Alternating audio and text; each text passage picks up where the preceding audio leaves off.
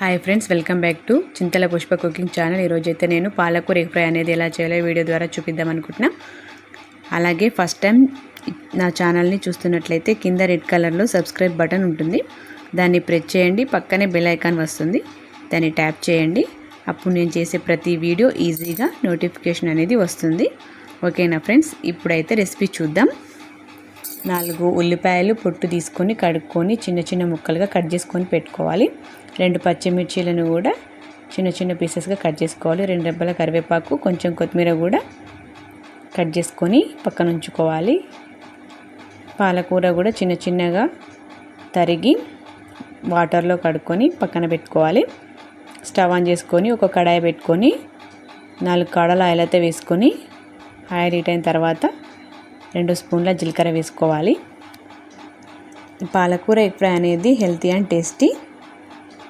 ఎంతమందికి పాలకూర egg fry అనేది ఇష్టమో కామెంట్ అయితే చేయండి. ఈ వీడియో చూసి ట్రై చేసిన వాళ్ళు రెసిపీ ఎలా వచ్చిందనేది కూడా కామెంట్ చేయండి. ఏమైనా సజెషన్స్ అనేవి ఇవ్వాలనుకున్నా కామెంట్ రూపంలో చెప్పండి. అలాగే మన జీలకర్ర అయితే వేగిందండి.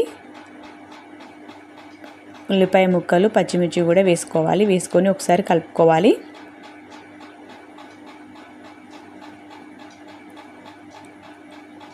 ఉల్లిపాయలు వేయగానే కొంచెం సాల్ట్ అనేది అయితే వేసుకోవాలి లైట్గా. ఈ సాల్ట్ వేయడం వలన ఉల్లిపాయలు అనేవి తొందరగా ఫ్రై అవుతాయి.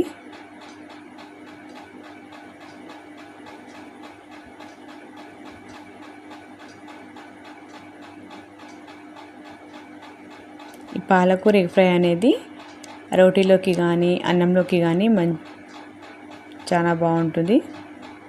మన ఉల్లిపాయలు అయితే వేగినాయండి. దీంట్లో కరివేపాకు వేసుకుందాం. కరివేపాకు హెల్త్కు మంచిది, అలాగే మంచి ఫ్లేవర్ కూడా వస్తుంది. అల్లం వెల్లుల్లి పేస్ట్ అనేది వేసుకున్నాం.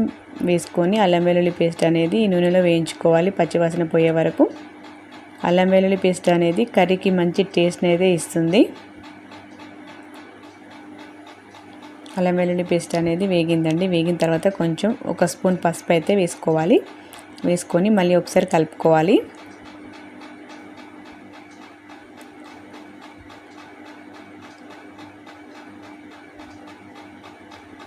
కలుపుకున్న తర్వాత పాలకూర మనం ఇంతకుముందు చిన్న చిన్నగా కట్ చేసుకున్నాం కదా, దాన్ని అయితే నీట్గా కడుక్కొని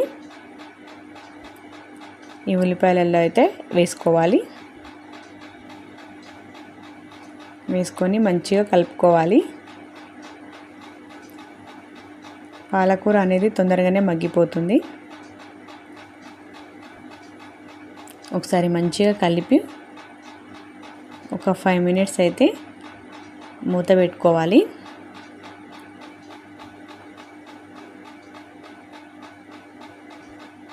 ఫైవ్ మినిట్స్ తర్వాత చూసినట్లయితే పాలకూర అనేది 80% ఉడికిందండి. దీంట్లో మనం కారం అనేది వేసుకుందాం.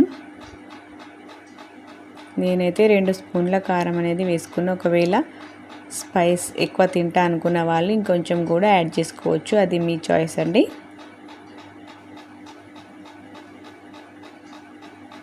లేదు మేము కారం తక్కువ తింటా అనుకునే వాళ్ళు మీ టేస్ట్ తగ్గట్టు వేసుకోవచ్చు. కారం అయితే ఉడికిందండి.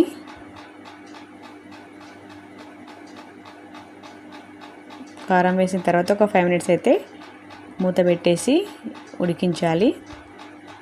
కారం అనేది ఉడికింది. ఉడికిన తర్వాత పాలకూర కూడా ఉడికినట్టే దాంట్లో ఎగ్స్ అనేవి వేసుకోవాలి. నేనైతే 3 కట్టల పాలకూరకి 3 ఎగ్స్ అయితే వేస్తున్నా. ఎగ్స్ వేసుకున్న తర్వాత ఒక 5 మినిట్స్ అన్న 2 మినిట్స్ అన్న 2 మినిట్స్ అయితే మూత పెట్టుకొని వెయిట్ చేయాలి. 2 మినిట్స్ తర్వాత చూసినట్లయితే ఎగ్ అనేది ఉడికిందండి. ఈ ఎగ్ పాలకూరకి మంచిగా పట్టేటట్టుగా మంచిగా కలుపుకోవాలి.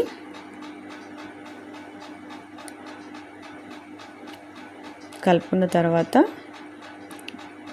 మంచిగా కలిసిందండి. పాలకూర ఎగ్ ఫ్రై అనేది రెడీ అయ్యింది. దీంట్లో కొత్తిమీర వేసుకుంటే లాస్ట్లో పాలకూర ఎగ్ ఫ్రై అనేది రెడీ అయిపోయినట్టే. ఈ వీడియో మీకు నచ్చినట్లయితే లైక్ చేయండి. అలాగే మీ ఫ్రెండ్స్కి లేదా ఫ్యామిలీ మెంబర్స్కి షేర్ చేయండి. కామెంట్ చేయండి. అలాగే సబ్స్క్రైబ్ కూడా చేసుకోండి. Thanks for watching this video.